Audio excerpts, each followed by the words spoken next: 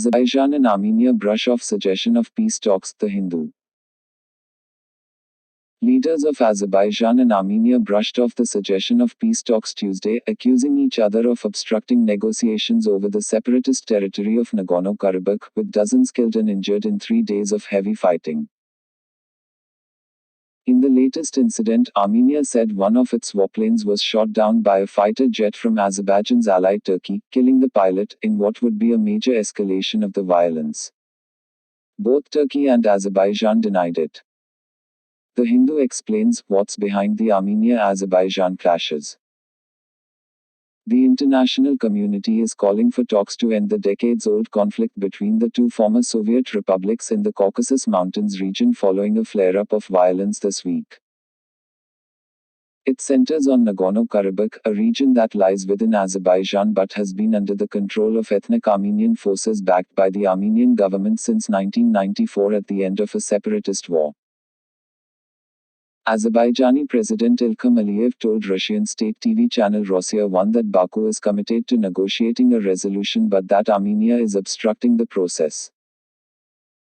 The Armenian Prime Minister publicly declares that Karabakh is part of Armenia, period. In this case, what kind of negotiating process can we talk about? Mr. Aliev said. He added that according to principles brokered by the Minsk group, which was set up in 1992 to resolve the conflict, territories around the former Nagorno-Karabakh autonomous region should be transferred to Azerbaijan. Mr. Aliev noted that if Armenian Prime Minister Nikol Pashinyan says that Karabakh is Armenia and that we should negotiate with the so-called puppet regime of Nagorno-Karabakh, he is trying to break the format of negotiations that has existed for 20 years. Pashinyan, in turn, told the broadcaster that it is very hard to talk about negotiations when specific military operations are underway. He said there is no military solution to the conflict and called for a compromise.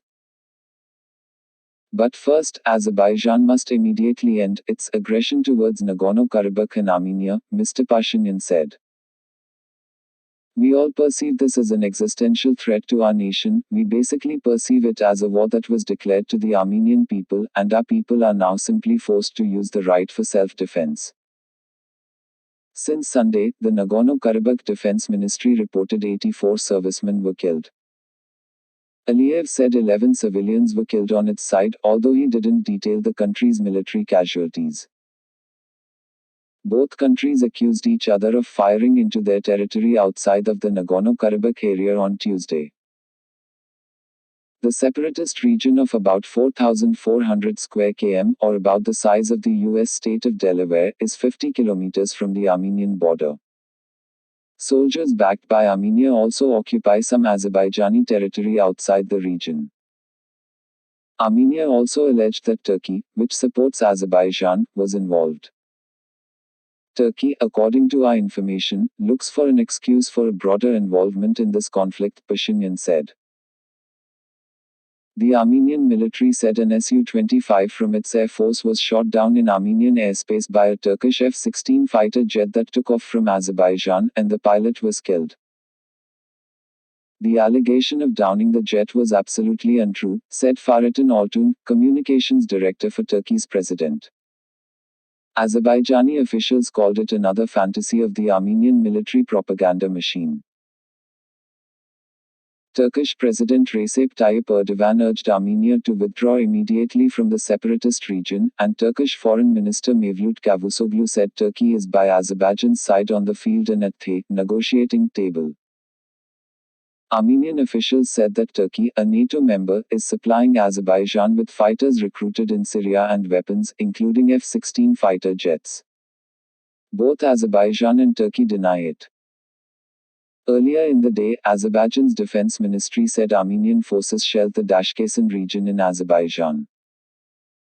Armenian officials said Azerbaijani forces opened fire on a military unit in the Armenian town of Vardanis, setting a bus on fire and killing one civilian.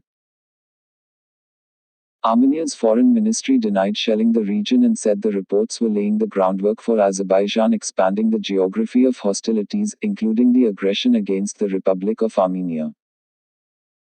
German Chancellor Angela Merkel has pushed for an immediate ceasefire and a return to the negotiating table in phone calls with the leaders of both countries, her office said. She told them the Organization for Security and Cooperation in Europe offers an appropriate forum for talks and that the two countries' neighbors should contribute to the peaceful solution, said her spokesman, Steffen Seibert. U.S. Secretary of State Mike Pompeo said during a visit to Greece that both sides must stop the violence and work to return to substantive negotiations as quickly as possible.